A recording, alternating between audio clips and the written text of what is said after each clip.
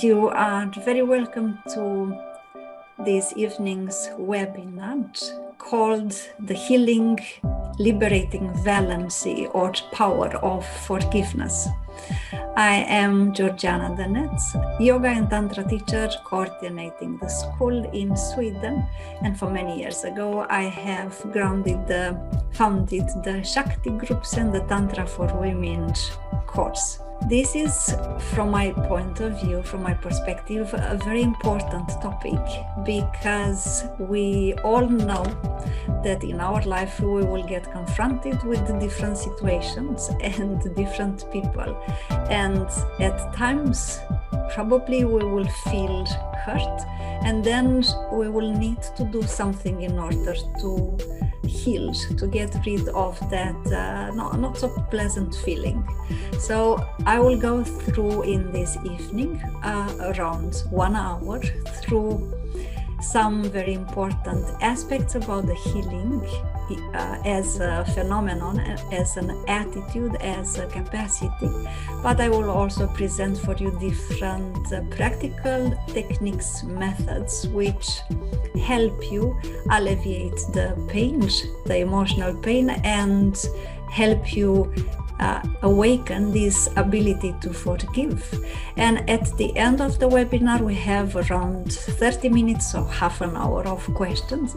And I am very grateful if you wait until the end of my presentation with the questions. And then I will take the questions. There is a Q&A function in the lower bar of the Zoom window. There you can ask your questions, and then I will be able to see them, take them in order, and answer them. So now let's start. To make mistakes, we all know it's human. To forgive is divine. There is a philosopher and a mystic, Albert Hubbard, who said something very inspiring. The ineffable joy of forgiveness and being forgiven forms an ecstasy that could arouse the envy of gods. And he is very right about that. When Jesus Christ was crucified on the cross, he prayed to God for those who were to kill him with the words, "Forgive them, Lord, for they do not know what they are doing." It is said that Buddha spent 2 hours every day only to ask forgiveness in his heart for all beings in the world. When Dalai Lama was asked what was the hardest moment he experienced during his persecution by the Chinese authorities, who killed over 1 million Tibetans, he replied, "The hardest part was when I was on the verge of losing my compassion for those who persecuted my people and myself." But how many of the so-called modern and civilized people still understand such attitudes, which are based, which are grounded on this divine ability to forgive? How many of us are still aware of the value and fundamental importance of the forgiving attitude? Forgiveness, unfortunately, today is perceived as a weakness. It is even said that those who are weak are those who are able to forgive, which is quite an upside-down moral value if you think of it a little bit. Most people consider that the most effective solution to a wrong that has been done to them is revenge. And if you just think a little bit, nowadays in all the movies, that most of the movies that are presented in the mainstream media and series and so on, they are always presenting this. If somebody does something wrong to you, you should strive for revenge. And this is not at all a constructive attitude, and I will develop it a little bit more just in a few short minutes. We live in a world of fierce competition, critical judgment, and pride displayed by the so-called strong people. So lack of forgiveness has become one of the most common, we can call them diseases of people in our society. And I will explain why I say that. It has been clearly shown from a medical and social point of view that when we do not forgive, it can really kill us physically, both through the bodily diseases it generates and also through this insidious but devastating alteration of relationships and the environment in which we live. It is necessary to reawaken the wisdom of authentic spiritual traditions, which state that we will never be able to access a state of balance, happiness, and peace, inner peace or outer peace, without first understanding the fundamental universal laws of love, forgiveness, humility, non-violence.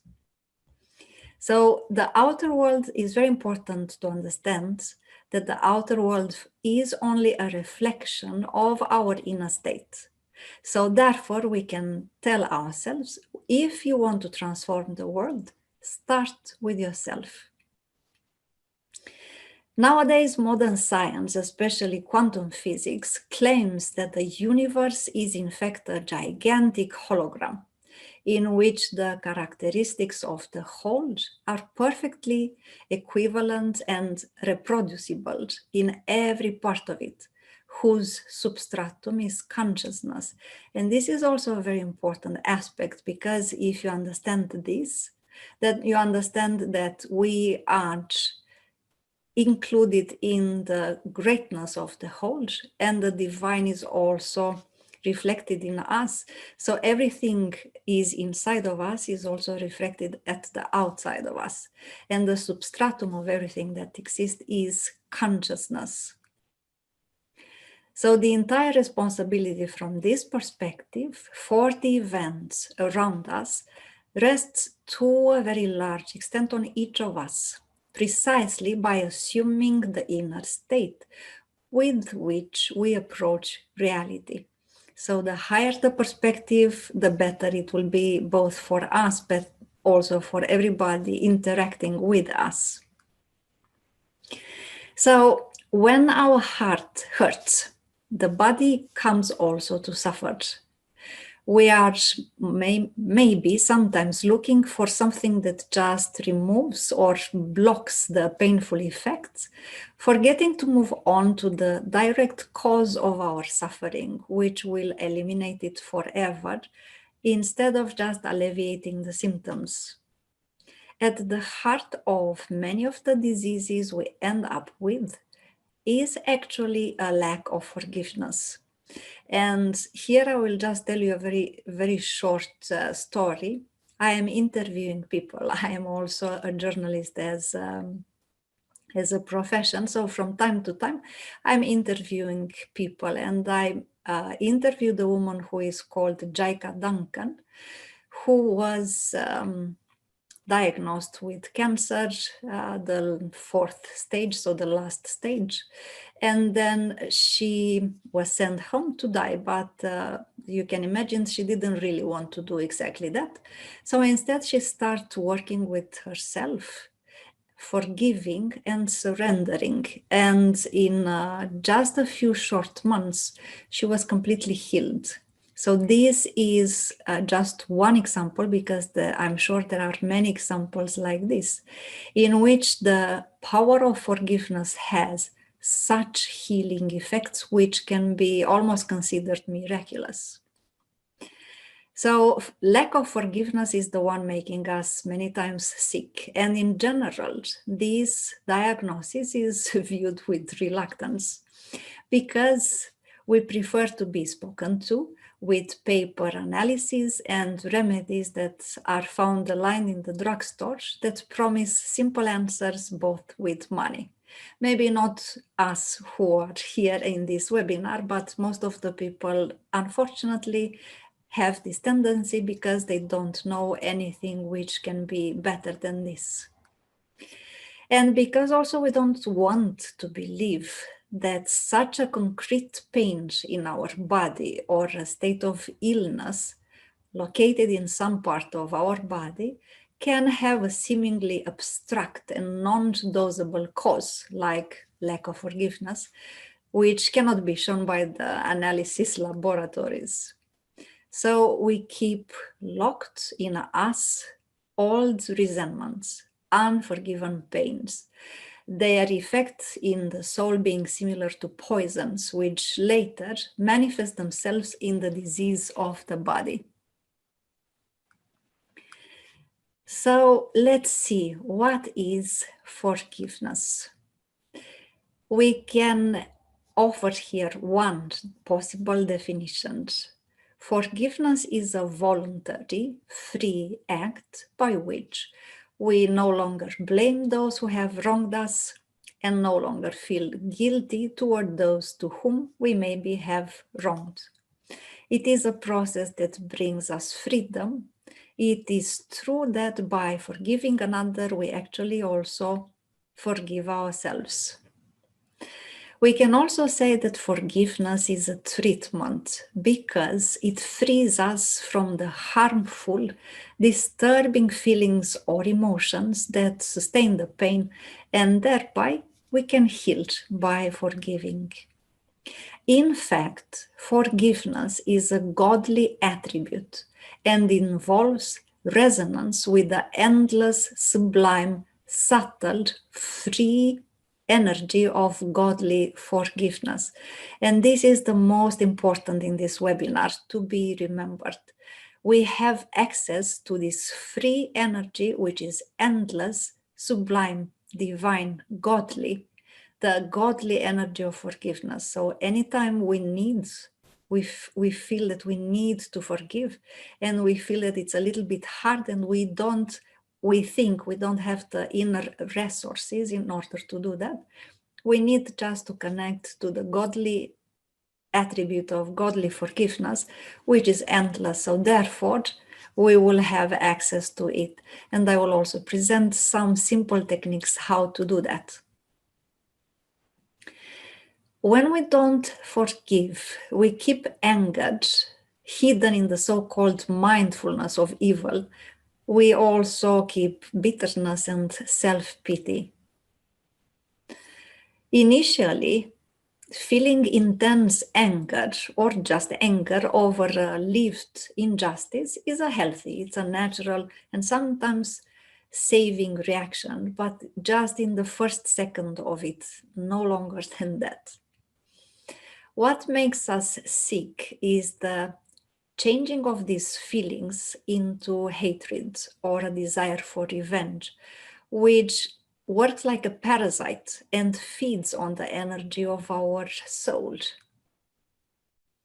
It takes time to forgive. We probably all have noticed that by now. It takes patience with ourselves. But to forgive does not mean necessarily to excuse or to remove away any responsibility from the one who has wronged us, or even from ourselves. No wrongdoing, even an inexplicable one, is in itself excusable. So if you do something wrong, no matter which is the excuse, it's not okay, but you can still forgive. It can only be forgiven. So the wrongdoing, it can only be forgiven. And this without excluding justice when it is necessary, or without nullifying the consequences of the experienced deeds. It is essential to understand that forgiveness is not an act of justice, but forgiveness is an act of love that can rehabilitate the guilty and also will set us free. It is an act of the one who forgives without having to do with the forgiven one, with his approval, behavior, or reactions. So the fact that you forgive somebody doesn't imply that you'll have to become best friends or that you have to receive his approval, or that you have to have anything to do with that person's behavior and reactions. It also does not necessarily imply the resumption of the relationship. So you can forgive a person without necessarily having to again take back or involve yourself again in that relationship. You can part ways, but still in your heart you have forgiveness. Because when we forgive, something extraordinary really happens, but with us, not necessarily with the forgiven ones. So the power of forgiveness is manifested in us. It heals us. It gives us peace. It gives us the strength to pray for the other. It leaves room for healing to take place, thus recovering the parts of us stuck in conflict or in non-acceptance. This means not confusing the wrongdoer, so the person who did something wrong against us, with his deed, but we condemned, so to say, the sin while loving the sinner. And sometimes I know it can be very difficult to do exactly this. But being a work of love, the forgiving person is necessary to freely assume the choice he has made, without claiming anything from the one whom he forgives, because forgiveness is given or asked for, but not claimed.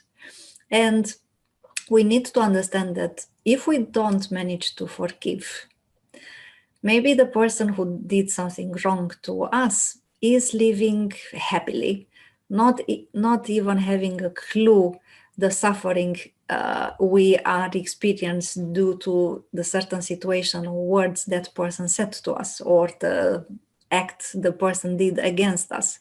So we suffer. The other ones may be having no clue that we do that. So if we really want to get rid of this emotional suffering, the best we can do is to forgive. Even if we choose to look from the perspective of the one who hurt us and thus find it difficult, so to say, to lift the stones, sometimes we really can't forgive. So if we would manage to see the situation from the other one's point of view, maybe then it will be difficult for us to judge or to condemn. This means lifting the stone from the Bible, the story in the Bible, that if you have no sin, then lift the stones and throw it towards the one you think committed a sin. But still, even if we can manage to see the situation from the other one's point of view, and therefore understand, still sometimes it can be difficult to forgive. But by sincerely recalling the past, we can find times when it was hardest for us to forgive ourselves rather than someone else. And this can give us actually an indication of who is the harshest judge of our lives, of the chronic lack of love and personal disapproval that forms like walls in the face of the joy and the love we actually long for. It would be helpful to look at forgiveness as a divine gift, one that, although we give it to another one, or we can give it to ourselves, it's always something that has been offered to us previously by God, like actually every other aspect of our life. Everything that we have, it is a divine gift that we receive directly from God. So forgiveness, just like the energy of love, for example, happiness or joy, so does the godly energy of forgiveness exist, and we can tune to it through the occult resonance process. The same way that love attracts love, happiness attracts happiness, in the same way, forgiveness attracts forgiveness. In some situations, it is possible not only to hurt the one we love without intention, but sometimes We may risk ourselves such harm that somebody that we love will hurt us unintentionally. But such situations in which some human beings undergo sorrow caused by love, unfortunately, are almost unavoidable. It is, however, essential to remember that all these sufferings are showing, in fact, our incapacity to detach. If we will be completely detached, we will be centered and always in touch with our inner peace. Nothing that somebody or something will affect us anymore. But until we reach that point, we will have to do some practical things in order to be able to detach and forgive. Because the ones who are capable to detach will never be affected, and as a result, they will never suffer. And this is also a key element in understanding what causes many times the emotional suffering. However, let's see what can be done in the case of those who, due to their incapacity to instantly become detached, they suffer or they feel hurt. For the ones incapable of detachment, love can leave behind all kind of pain and even scars in the soul. The supreme remedy that heals it all is as simple as it is irresistible. It is the godly energy of forgiveness. The approach of the law of Talion, which implies a tooth for a tooth and an eye for an eye, will result in each human being has the right to revenge and not forgive. And here, I'm just joking a little bit. Imagine that we will live our lives only by this law of the Talion, which means a tooth for a tooth, an eye for an eye. Eventually, we will have a world in which we have only blind, toothless people. I don't think we want to live in such a world. So, however, the forgiveness is not only a welcome action of psychic therapy.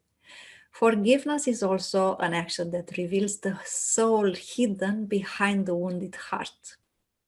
Because when you manage to forgive, though you have been hurt, this will reveal what a beautiful soul you have, what a generous soul you have, how much love and understanding there is in your soul because you managed to forgive, even though somebody or something hurt you that badly.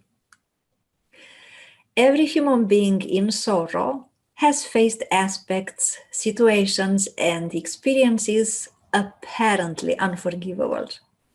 All this stirs in the human being the huge urge of revenge, many times, if we are sincere with ourselves.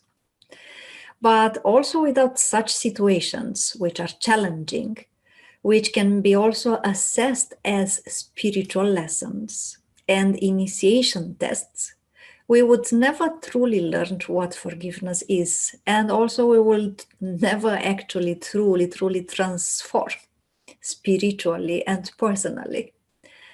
Nevertheless, no matter the case, we need to forgive. Because when we manage to forgive, the forgiveness that appears does not necessarily mean forgetting, nor does it mean turning a blind eye, so-called playing the fool. Nothing happened, I don't know, I haven't seen it, it didn't happen to me.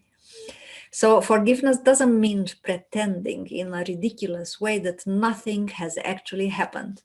On the contrary, forgiveness implies the lucid, detached examination of the suffering and of the scars from all points of view, which will be then completely healed by the godly energy of forgiveness with similar effects at the level of the soul. So now let's see some forgiveness techniques which are simple and very efficient that we can practice whenever we feel that our soul needs the forgiveness effects. So let's see forgiveness in 5 steps. Step 1, we need to accept that hatred and resentment affect our life. It's obvious. We need to admit that the person who hurt us had a bad impact on our life. If we choose to forgive, we keep in mind that we are doing this primarily for ourselves. This way you will have a quiet life, which you actually deserve. Forgive those who wrong you for your sake, not so much for their sake. When it builds up, bad energies spoil our moods and make us feel grumpy and resentful. They poison us. And keeping the resentments within is like you eat poison, but you expect the other one to die of it. It will not happen. So we need to find a way to overcome our destructive feelings so that we can offer forgiveness. And when we do offer forgiveness, we are honest about it. First of all, we need to keep our temper and not allow stress to overwhelm us. We need to think of something reassuring and replace the disturbing images that we have about the situation or the person with some sthenic ones, with some beneficial ones, so that we can get back the peace of mind and the tranquility of our soul. We don't need to avoid or to minimize the situation, but face it without giving it more importance than it deserves, because many times it can also appear this tendency to make the situation much bigger than it actually is and give it a more important place in our life than it actually has. The second step is to decide if it's worth forgiving. And this step is very important. Think intensively, visualize what your life will be like when you manage to let go of the resentments and commit to achieving these goals, meaning forgiving. Forgiveness is not always synonymous with forgetting, and certain mistakes can hardly be forgotten. But you can promise yourself that you will not allow these problems to affect your life in the long run. So now the energy is in your system, the resentments are in your system, but you will do everything in your power to get rid of it so that poison will not spread and affect your life in the long run. Focus on the present moment and aim to live without resentment. Forgiveness is not an action we take for the sake of the person who hurt us, as I already said, but primarily to protect our own well-being. We are responsible for the decisions we make. We are the sovereigns of our decisions. So don't allow those who hurt you to have such power over you. It's as simple as that. Choose forgiveness. So the less painful option, but you don't have to continue a relationship if that relationship hurt you. So we don't have to turn into masochists in the name of forgiveness. To forgive means not to allow the person who hurt you to have power over you, but to leave the conflict behind. Step number 3 is to express your feelings. It's essential to drive away poisonous feelings and not resent the person who has hurt you.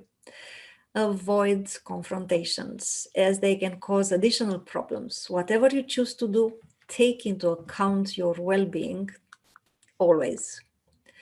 Before talking to the person who hurt you again, clear your mind. Think carefully about what you want to say to him if you want to meet the person all in all. Don't censor your thoughts until you start feeling good again, but observe them with lucidity and detachment without feeding them with more energy. Express your dissatisfaction or your anger and resentment in writing before you meet the person. So this is before you meet the person. You have the right to exceed the measure. So write down whatever comes to your mind regarding the feelings you have in your system at that moment. Express your pain freely even if in the end you choose not to show the person what you wrote, or you don't choose to talk to that person at all. Lay down your thoughts for your sake, so as to free yourself from the harmful state and the pain. But last but not least, don't depreciate yourself. You deserve to be treated with respect. Accept the fact that you have these destructive thoughts and feelings. Express them without hesitation, observing yourself with lucidity and detachment, and then remove them. Let go of them. The fourth step is to accept your flaws. The bad emotions you repress will hurt you much and make forgiveness almost impossible. And these can include sadness, humiliation, rejection, even despair. Accept that you feel these emotions and seek to put yourself in the other person's shoes. Sometimes we judge ourselves and the others too harshly, and we do not seek to imagine how we would have acted if we have been in the same situation as the other ones. If we will do this exercise to place ourselves in the shoes of the other ones, maybe we will see that the only possible option would have been to do exactly like that. Ask questions openly. Consider similar situations in the past in which you felt exactly the same way. Make sure that what happened is worth the importance you give it. Remember the previous steps. Don't give it more importance than it actually has. You may have values, opinions, thoughts, and feelings that you do not share with others. It's just human and normal. But this does not mean that you should seek to justify their behavior. It actually means you strive to accept that a person is not defined only by the mistakes he makes. And the last step in this technique, watch your painful episodes in your mind. So watch out for painful episodes in your mind. Get on the road and don't look back, in other words. Forgiveness takes time. It's a process that we need also to internalize. Some of us forgive faster, while others do it a little bit slower. Only you know when you will be able to forgive everything that happened to you, but you need to give yourself the opportunity to do so and leave the anger and resentments behind. Tell the person that hurt you that you forgave her, or not. You can tell it to yourself, but forgive. It's important. Only then you will actually feel free again. Because forgiveness will allow you to free yourself from the elements that adversely affect you and prevent you from having healthy relationships and a happy life. The next technique is the technique called Ho'oponopono, which was put into place by a Dr. Hugh Land. I will not enter the details. The story is very beautiful, and you will find it on internet. You will find his life story and how he was able to make very violent patients in a jail, hospital, or asylum actually become almost normal by practicing forgiveness for 8 hours a day. So the technique he was using is the following. We pray to obtain insight, courage, strength, intelligence, and calmness. We describe the problem and search in our heart for our part of the wrongdoing. This part can be, for example, a judgment, a special behavior which was not so harmonious, or a memory which has to be healed. Next, we forgive unconditionally and quote the 4 miraculous sentences. I am sorry. Please forgive me. I love you. Thank you. We thank God, we trust in the process, and let go. So the first affirmation, I am sorry. I apologize. I perceive that I am suffering, and that connects me to my feelings. I reject no longer the problem, but I realize the task I have to learn. It's a life lesson. I have something to learn. The affirmation, please forgive me, means that I disturbed consciously or unconsciously you and me in our development, that I acted against the divine law of harmony and love by having the resentment, that I judged you or the situation or me, or even I got angry at God. I love you means I love you. I love myself. I see and I respect the divine in you. I love and I accept the situation as it is. I love the problem that came to me to open my eyes, because this situation that occurred in my life is just because it was necessary for me to open my eyes upon a particular inability or limitation in myself right now. This is why the feelings are those that are. And the last affirmation in this technique, thank you, means thank you, because I understand now that the wonder is already on its way. I thank God and the angels for the transformation of my request. Thank you because by the power of forgiveness, I am free now. Thank you that I am connected with the source of all being. Another technique that we all can do is a simple prayer to attract the energy of forgiveness. In order to forgive, we need to bring upon in our inner universe, through invocation, the subtle godly energy of forgiveness. This can be done through sincere, humble, and deep love, imploring for help from God. In such situation, after we have consecrated the fruits of this action to God, we would ask God to bestow in our being the godly energy of forgiveness.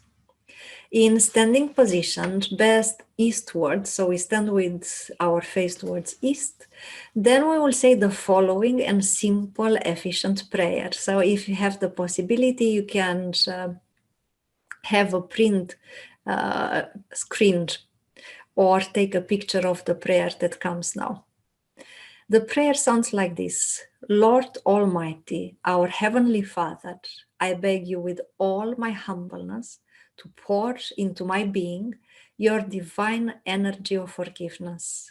I implore you to help me to totally and unconditionally forgive all those who have caused me grief, willingly or unwillingly. Thank you for hearing my prayer and for helping me. Amen. Then we say this simple prayer minimum 7 times. So we say the prayer once, we close our eyes, and at the end, we feel the godly, subtle energy of forgiveness flowing down in our being from the top of the head along the chakra system and flooding our whole being. We say that a second time, and then again we will feel this stream of the godly energy of forgiveness flooding our being, and then again 5 more times, so in total 7 times. When we feel that this flow of godly, subtle energy of forgiveness stops, we will start on the second prayer and we'll continue the same way with each prayer. So we say the prayer, we feel the flow of godly energy of forgiveness. When we feel it stops, we say the prayer again, and so on for 7 times. At the end of these prayers, we think clearly of the human being whom we wish to forgive and the actions or situations for which we forgive the woman or the man. We will then feel how the godly subtle energy of forgiveness operates as an ineffable action at the end of which a specific state of relief and inner purification appears to point that the godly subtle energy of forgiveness has accomplished this annihilation of pain successfully. If, nevertheless, we notice at the end of the 7 times that still we don't really feel that now we are free, that now we really truly forgave that person, never mind. Next day you do exactly the same. So next day you will repeat this technique, saying 7 times the prayer as I explained to you. You stand eastwards, you say 1 time the prayer, you feel the flow of forgiveness energy flooding your being. And then when you feel that this flow stops, you say the prayer 1 more time, feel the flow, and so on 7 times. And at the end, pay attention thoroughly.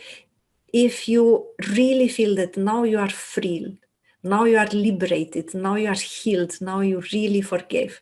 If you still feel that something is still there, I still need a little bit to forgive that person, next day you repeat the method and you do it until you will really feel that now, for sure, really, truly, you are able to forgive. Now another technique, which is called in his shoes or her shoes. First of all, we shall put ourselves in the shoes of the one who had hurt us. Keeping this attitude, so we are in that one other person's shoes, we will start thinking what we would have done in his or her shoes, given the same conditions. So you just flip the positions and now you are the other ones and you ask yourselves, what would have I done in these same conditions? Then we have to wonder in plain lucidity and detachment how we would have acted in that situation. We will immediately consider the person who caused that pain or sorrow beyond the offending condition. So we take the person out of this situation that hurt us, and through our creative imagination, we'll put her in a completely different frame. For example, we may imagine that person as she or he looked as a child. Or even better, we'll remember thoroughly a situation because we know this person, so it's not the first time ever we meet the person. So we remember thoroughly a situation when we met the person and we got along very well. Everything was very well among the two of us. At the end of these visualizations, we'll remain with our eyes closed in a state of collectedness. And then we aspire to completely open our heart, calling the help of God, asking God to cover our heart and being with the subtle energy of His infinite compassion. At the end of this action, there has to emerge the state of complete detachment. So the key here, the sign here that shows us we really succeeded, managed to forgive, is that we will feel a state of complete detachment. Now we are free from all those destructive feelings we had about the person or the situation. When fulfilled by means of the godly energy of forgiveness coming from God, forgiveness actually means a double gift. It releases the forgiven one from the feeling of guilt, but also it removes the specific sorrow, pain, and stress always prevailing in the heart of the being who cannot forgive or lack forgiveness at the moment. And now the last technique is the 12 steps of forgiveness. The 12 steps of forgiveness offers us a process for unlearning our ego-based search for perfection and revenge, and discovering the inner beauty, guidance, and grace that already exist in our lives. It enables us to honor others and establish healthy boundaries that prevent manipulation and codependency. And most importantly, it helps us practice forgiveness moment to moment so that we can discover the place of peace within. Step 1 is recognize the fear.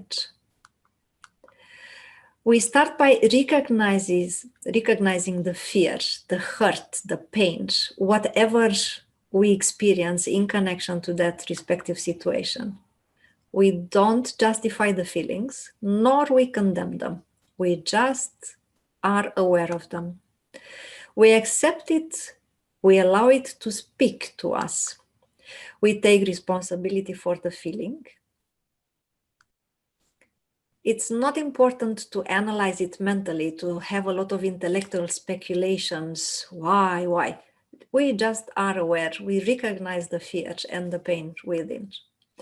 We become aware that we are not very loving right now, isn't it?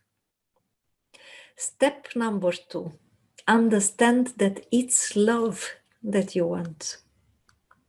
We think we want more money, more erotic life, more recognition, better health, but it's actually love that we want.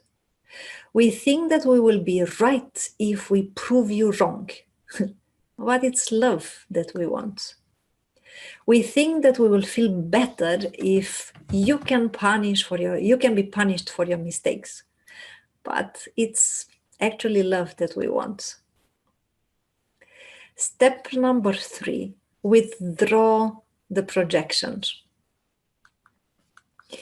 In step 1, we learned how to be with our feelings, but still have the tendency to think that you are the cause of how I feel. It's a projection. In step 2, we learned that it's actually love that we want, not that we are right or that we are punished. Still, we might have the tendency to look to you for love. So again, a projection. These are old patterns that we have to release, we need to transcend if we want a loving, harmonious, peaceful life. Step number 4, take responsibility. One way to begin to love yourself more is to take responsibility for your life exactly as it is right now. No better, no worse, exactly as it is. Whatever we see on the outside, it's just a reflection of what we have within. I already mentioned that, and I'm sure that we are aware of that aspect pretty well. We get into trouble only when we cannot accept our life exactly as it is, when we reject people, situations, even we can reject how we feel or our fundamentally beneficial needs. Step number 5, we need to release self-judgment and guilt. Whether we know it or not, we actually always attack ourselves. We believe we attack others, but it's just an illusion. It's just an illusion. We actually attack ourselves. Because when we buy into the illusion, we take offense, isn't it? Everything that we project onto others will come back at us. Thought it's a perfect boomerang. We cannot escape it. Step number 6, accept yourself and accept others exactly as you are. Accept yourself, accept others, accept life itself as it is. Because everything that we experience are lessons, spiritual tests, spiritual trials. That every lesson enables us to grow spiritually, to become a better human being. They help us actually to love more. Every single situation we are into, no exceptions are there to teach us to love more, to help us to love more, to understand we need to love more. Every outer obstacle helps to turn deeper within to the very source of love. Step 7, be willing to learn when you understand that this is what we need, and also to share. Everything we know means nothing if in this moment we are not at peace. So imagine right now that you know everything about everything. But if you're not at peace, does that matter? Does your absolutely amazing knowledge matter in any way? No, it doesn't. When we are at peace, then we need to know that this need to know falls away. When you are at peace, you don't need to know. You are at peace. For you, that's more than enough. So therefore, it's very good if we can share our experiences, because we reinforce our learning process, but we learned by teaching others, by sharing our experiences, not necessarily teaching others, by sharing our experiences with others, we will learn a lot about ourselves, about human nature, about the persons that are in our life. So sharing and learning are interconnected. The more you share with others, the more you learn yourself. Step number 8 implies that you be your own authority. And what does that mean? You don't take responsibility for your life when you let someone else make choices for you, or you make choices for someone else. That is codependency. So being your own authority means that everyone is free to choose. The other ones are free to choose. You are free to choose. We shouldn't impose our will upon any other being than ourselves. Authority also comes directly from experience. I'm sure that you know at least of one person that you admire a lot, that you consider to be an authority in that area, in that domain, that has very strong impact on you, and you consider that person as an authority. And that authority comes actually from the person itself being a role model. And that person became a role model by experiencing a lot, understanding, applying it in in his or her life, and therefore by being a living example, by sharing a lot of the life experience, that person becomes an authority. And we can do the same for ourselves. So we need to be our own authority. Step 9. Everything we undergone so far, as I mentioned, is a lesson. So we need to accept the lesson. Life never brings us what we expect. I'm sure we all notice that. If it did, we will never learn. If we'll always get only what we want, we will never learn. We learn when we are in challenging situations. So there are 3 forces at work. It's the harmony, which is the chaos, which is the opposite of it. And in the combinations, in between these, is the learning, the evolution process, the transformation process. So life is very kind to us and never gives us exactly what we expect, because we will never learn if it will do that. So every lesson that comes to us seeks to awaken us, not to punish us. Again, what we are here to learn is to love more. So every lesson that comes to us is teaching us how to love more from different angles, by awakening different qualities and abilities. So every lesson is made to uplift us. Accept the lesson. Step number 10. See that everything is all right as it is. That means that we need to transform our perception. We need to do the best to see life aspects from God's perspective. If you cannot right now, just be aware that you can't. Awareness is what it takes. Step number 11 is look in the mirror. No matter where we turn, we actually see our own reflection. I already said this several times during this webinar. Everything that it is outside of us is a reflection of what it is within. So no matter where we turn, we see our own reflection. Everything we see on the outside confirms our inner reality. Understanding this aspect is liberating and a very empowering feeling. And the last step in the forgiveness process is to open your heart. Allow the wisdom of the heart to guide you. Your heart has the solution to all your problems and the answers to all your questions. Forgiveness is essential for us to truly enjoy life. Only if we manage to forgive and seek to move on, will we be happy again. Forgiveness is not always a simple method.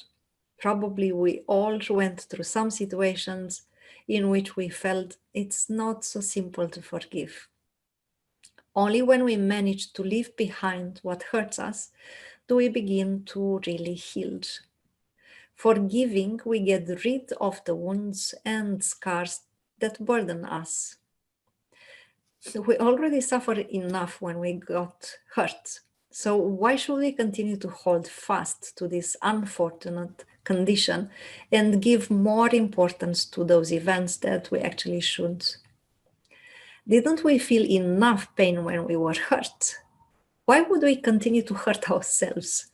Forgiveness allows us to heal and to be happy. These gestures required courage, love, surrender, and understanding. And the final question: why do we really need to forgive? Because we take it so personally. If we will be able to be detached and not take persons, situations, aspects, things so personally, from the ego points of view personally, we will not get hurt, and therefore we will not even have the need to forgive. So these were the aspects that I wanted to share with you for this evening. And now I will be very happy to answer to your questions. So if you have questions, please use the Q&A at the bottom of this, so we can have a discussion, not only me keeping a monologue. Madalina is asking, hi dear Georgiana, you mentioned something about projections while explaining step 3. I'm not sure I understand what projections are. Could you explain that a bit more, please? Thank you very much. Of course, I will do that. So many times we presume that we know what the other one thinks, or we know why the other one did what he or she did. And this is a mental projection upon that person. Until we are able, through empathy, for example, to really, truly feel what that person has in mind and in the soul, we are just imagining, we are just mentally projecting a certain type of, but I know that person is like this, or that person is like that, and this is why he did what he did against me. And this is not very useful at all, actually, because by doing that, we somehow cut our ability we diminish our ability to forgive. When instead, as I explained, for example, in that cute technique of in her shoes, when you are able to put yourself in the other one's shoes and shift perspective, so you shift also, you change, you flip roles, and you understand much better the other one's inner world, then you will not have these mental projections anymore. And therefore, you will also be able to forgive much quicker, much faster, much more efficiently, because you understand much better. You truly understand why the other one did what he did or said. You see the truth in the situation, and therefore you can let go much, much quicker than in any other manner. So this is what I meant by projections in step 3.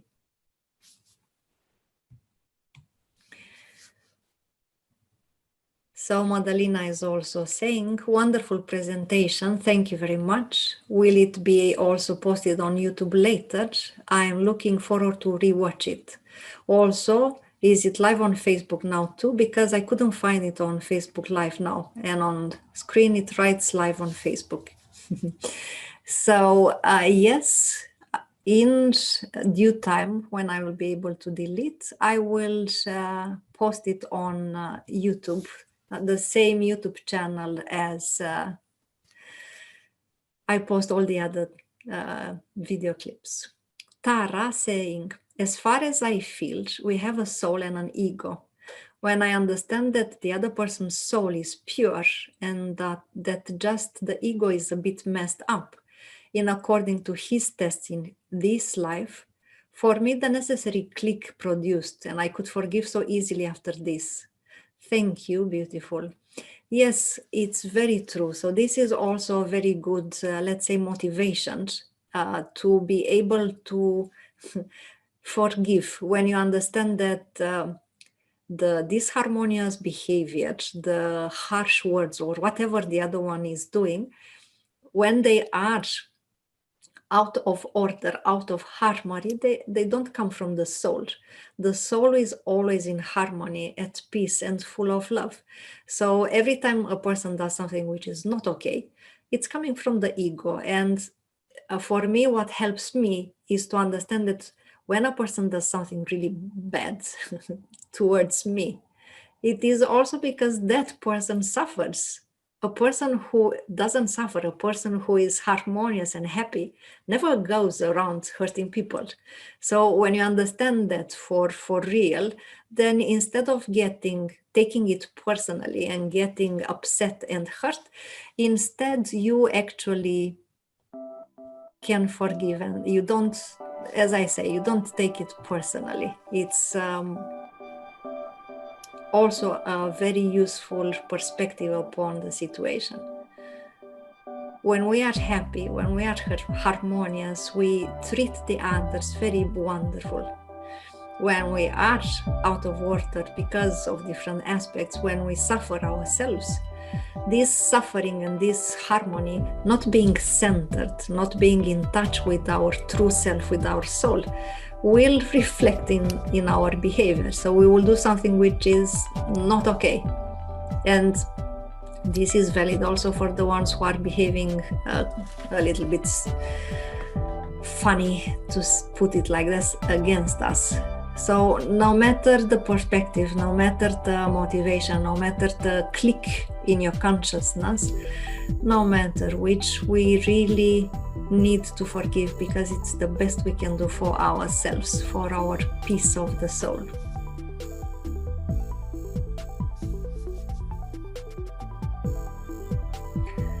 If there are no more questions, then I will just wish you a wonderful evening, and please allow me to wish you a Merry Christmas and a beautiful New Year, in which the soul is the one leading all of us, and the love is just growing bigger by every hour that we live.